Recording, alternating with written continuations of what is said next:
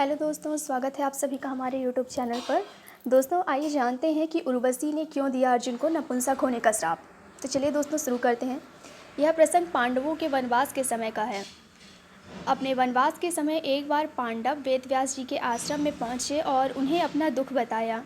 युधिष्ठिर ने वेदव्यास जी से प्रार्थना करी कि वो उन्हें अपना राज्य पुनः प्राप्त करने का कोई उपाय बताएं। तब वेदव्यास जी ने कहा कि पुनः अपना राज्य प्राप्त करने के लिए तुम्हें दिव्य अस्त्रों की आवश्यकता पड़ेगी, क्योंकि कौरवों के पास भीष्म, द्रोणाचार्य, कृपाचार्य, कर्ण जैसे महारथी हैं। अतः बिना दिव्य अस्त्र प्राप्त किए तुम उनका कुछ नहीं बिगाड़ सकते। युधिष्ठिर के यह पूछने पर कि वो देवताओं से यह दिव्य अस्त्र कैसे प्राप्त करें, वेदव्यास जी ने कहा कि आप सब में केवल अर्जुन ही देवताओं को प्रसन्न करके दिव्य अस्त्र प्राप्त कर सकते हैं। अतः अर्जुन को देवताओं को तपस्या करके प्रसन्न करना चाहिए। वेदव्यास जी के ऐसे वचन सुनकर अर्जुन तपस्या करने के लिए आगे अकेले ही रवाना हो गए।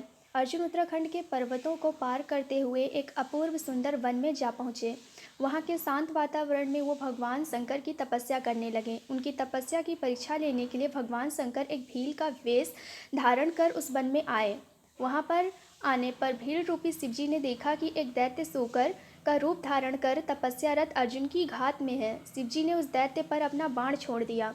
जिस समय शंकर भगवान ने दैत्य को देखकर बाण छोड़ा, उसी समय अर्जुन की तपस्या टूटी और दैत्य पर उनकी दृष्टि पड़ी। उन्होंने भी अपना गांडीव धनुष उठाकर उस पर बाण छोड़ दिया। सूकर को दोनों बाण एक साथ लगे और उसके प्राण निकल गए।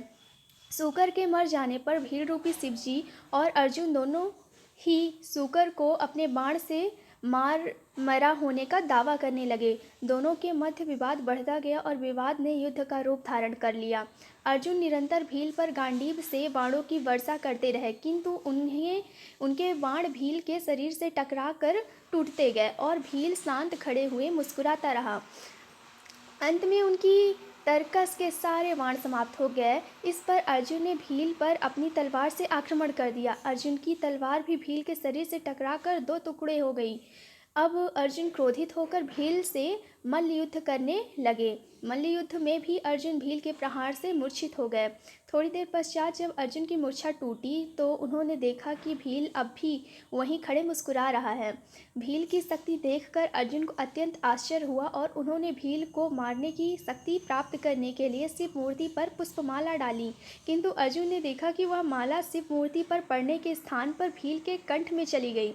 इससे अर्जुन समझ गए कि भगवान शंकर ही भील का रूप धारण करके वहां उपस्थित हुए हैं।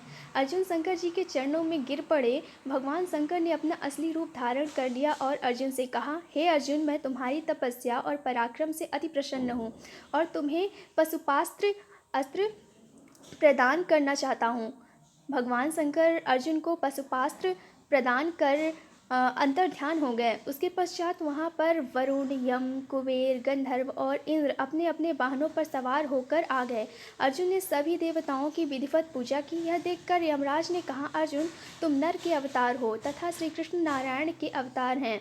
तुम दोनों मिलकर अब पृथ्वी का भार हल्का करो। इस प्रकार सभी देवताओं ने अर्जुन को आशीर्वाद और विभिन्न प्रकार के दिव्य एवं अलौकिक अस्त्र शस्त्र प्रदान कर अपने अपने लोक चले गए।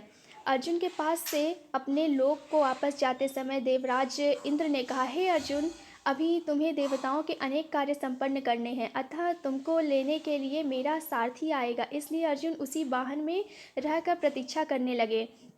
कुछ काल पश्चात उन्हें लेने के लिए इंद्र के सारथी मातली वहां पहुंचे और अर्जुन को विमान में बिठाकर देवराज की नगरी अमरावती ले गए।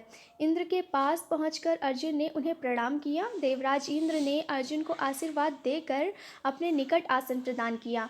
अमरावती में रहकर अर्जुन ने देवताओं से प्राप्त हुए दिव्य और अलौकिक अस्त्र शस्त्रों की प्रयोग विधि सीखा और उन अस्त्र शस्त्रों को चलाने का अभ्यास करके उन पर महारथ प्राप्त कर लिया।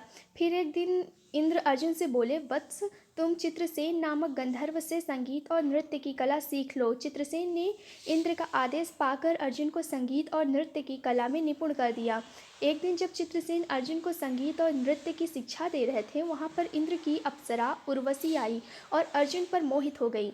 अवसर पाकर उर्वशी ने अर्जुन से कहा, हे अर्जुन, आपको देखकर मेरी काम वासना जागृत हो गई है, अतः आप कृपया मेरे साथ विहार करके मेरी काम वासना को शांत करें।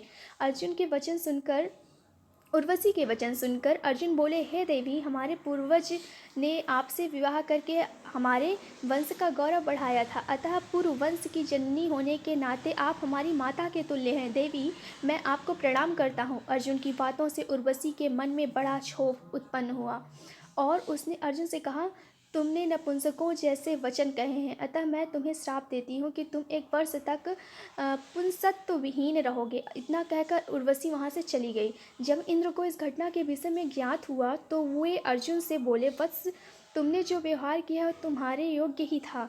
उर्वशी का यह श्राप भी भगवान की इच्छा थी। यह श्राप तुम्हारे अज्ञातवास के समय काम आएगा। अपने 1 वर्ष के अज्ञातवास के समय ही तुम पुंसत्वहीन रहोगे और अज्ञातवास पूर्ण होने पर तुम्हें पुनः पुंसत्व की प्राप्ति हो जाएगी।